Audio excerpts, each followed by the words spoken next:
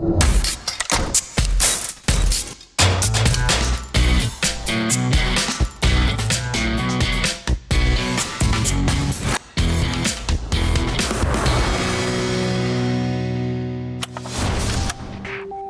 really love this place, I really do, because for us also coming here was a big part of finding our identity as a band and finding what was our thing, what we could do. Malmö is really not the beauty, really. It has something else. It requires a little bit of searching, but there's something there for sure. Musically, we didn't fit in at all, not the least bit. Quite the contrary, people thought we were really ridiculous when we came here to this totally rock place and we were playing pop music.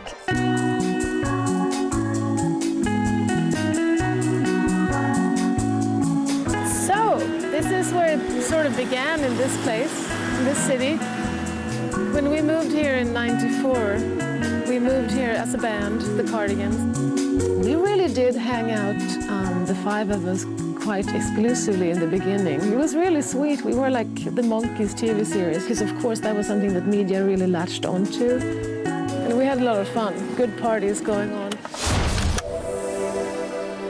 It was this really gorgeous summer, and we were living for the first time on the sea, so we went swimming a lot.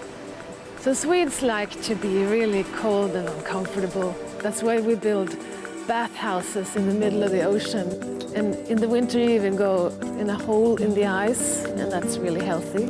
I actually love it. I think it's really wonderful and invigorating, but it's kind of weird. And I would come here with my girlfriends and we would sit naked and eating grilled chicken like this. Something very primitive about it. So that's what we like to do. And I got married here.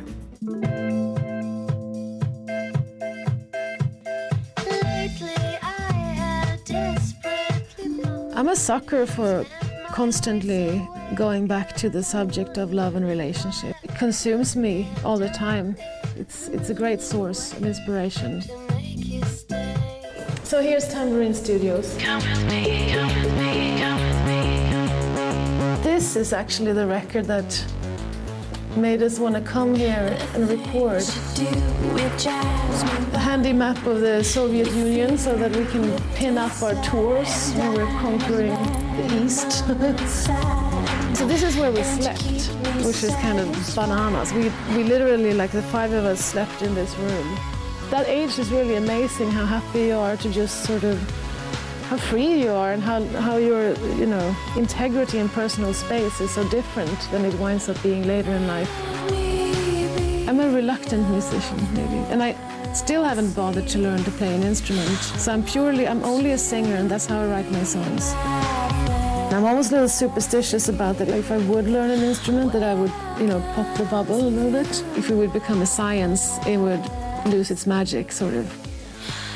Our producer would build his own drum kits and things to get the right sound. Oh, here it is. Here's an example of the home-built bass drum. It's two bass drums put together. It was messy and charming, and still is, kind of, but this is like haute couture compared to what it was in the beginning. This strip here is really like, the concentration of strange shops is really here, still. Like that place. They have hunting radio, whatever alarm equipment, air weapons like BB guns. It's just really fun. This is some sort of, I don't know, I guess some whatever, hippie, Indian, This place has been here for ages. Here's where we bought our good sturdy suitcases. So we got them here. There's the gold, it's like, what is that? I mean, nobody has a clue on what anybody's business is in the street, but I think it's really charming, I gotta say. That's another reason why I like this place. It makes no sense, still. And what's amazing about Malmö is that you can have a huge diversity in your neighbors. Malmö is very accessible to everybody in that way. In Malmö you find the best falafel in the world. And here's the best of them all, falafel number 1.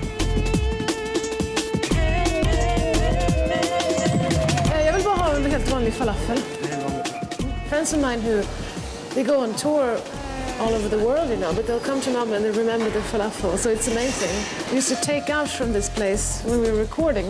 It's the best, like, hangover food.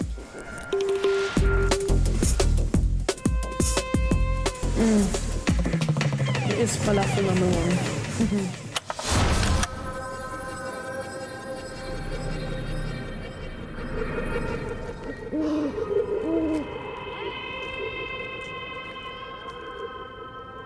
So let's go and see the Kockum, the one grave of the shipbuilding family. It's called the Old Graveyard, Old Cemetery. A lot of history per cubic centimeter in places like this. So serene, it makes you, you know, it makes you really curious. I think it's really amazing. It's something it's such a public place. There's a crazy pigeon making crazy sounds. Or is it evil?